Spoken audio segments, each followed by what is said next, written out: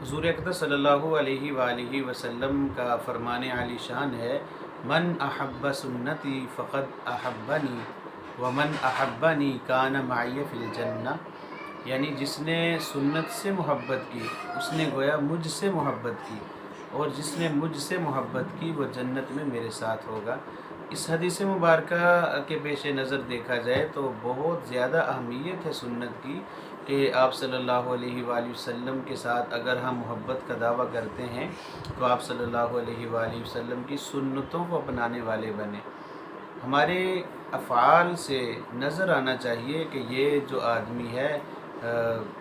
آپ صلی اللہ علیہ وآلہ وسلم کی سنت اپنائے ہوئے ہے، یعنی اس نے اگر داڑھی رکھی ہے تو اللہ کے نبی کی محبت میں رکھی ہے،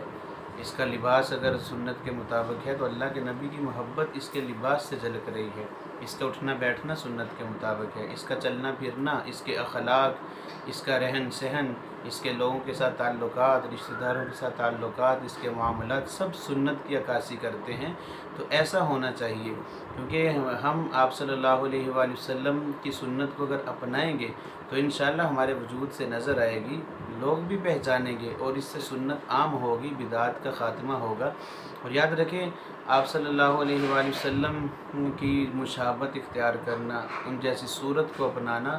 یہ بہت بڑی فضیلت کی حامل ہے۔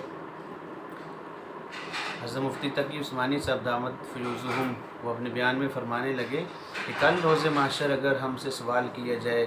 کہ اے میرے امتی کیا لے کر آئے ہو، اللہ رب العزت فرمائے کہ اے میرے بندے کیا لے کر آئے ہو، تو ہم کم از کم اتنا تو کہہ سکیں،